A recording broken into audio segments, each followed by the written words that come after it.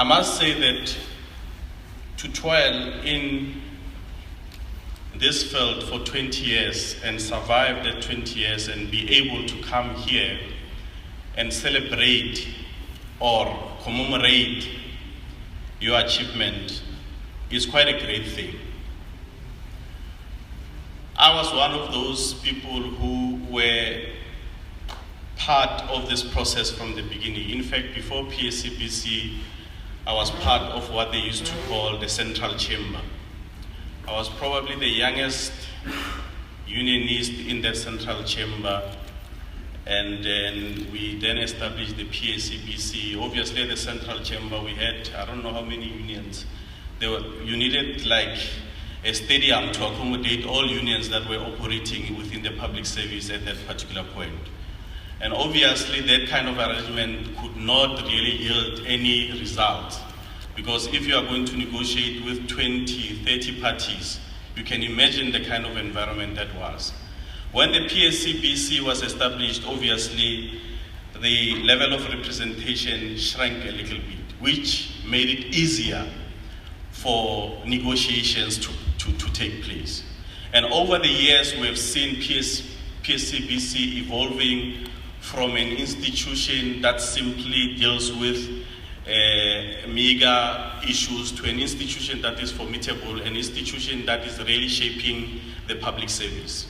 And the PSCBC has indeed played a very vital role in shaping how the public service looks like as we speak, through collective bargaining, through dispute resolution, and through many other issues. But I want to deal with more things that I believe that PSCBC, as it enters into their third decade, they need to start looking at.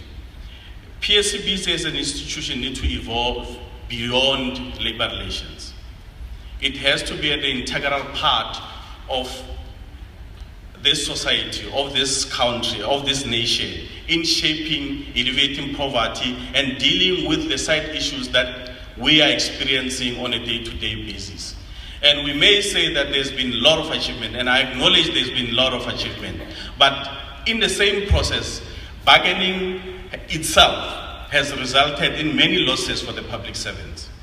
Not everything we can be proud of, and it's not because of PSCBC, it's because of us who are parties to those particular discussions.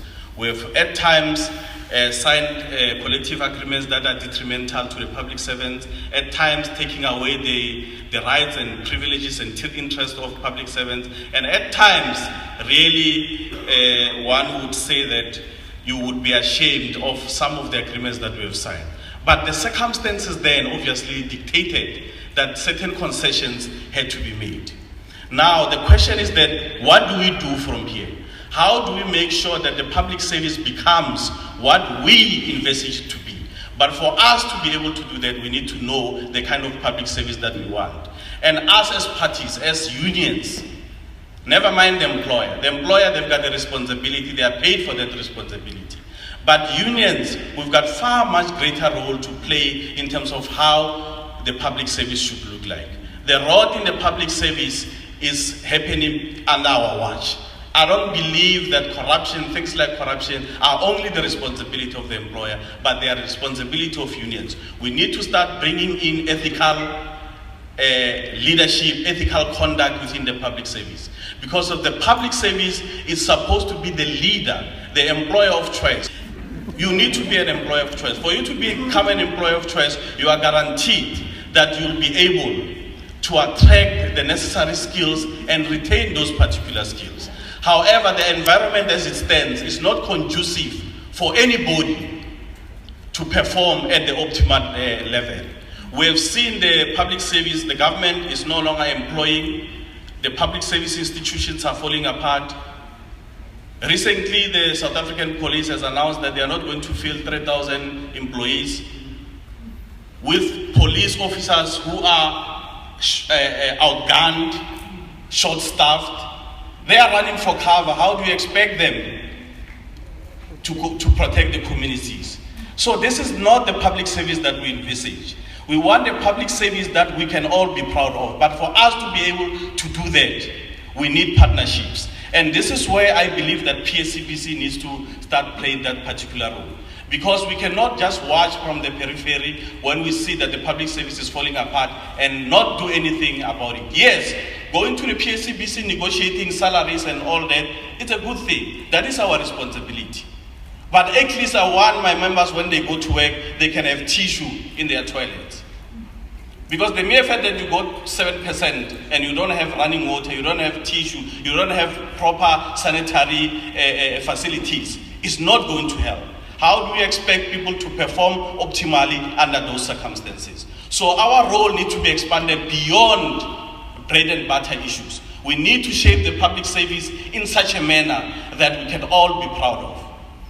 The other thing that I believe that PSCBC needs to start considering, your role in corporate social responsibility is very weak. You need to start doing something about that. We need to start plowing back to this country. We need to start pulling your resources. Between the PSCBC and the sectoral councils, there's millions of rands that are sitting there that can be used to empower and to assist the ailing society. And we need to start using the resources that we have, because we are contributing towards the existence of these bargaining councils.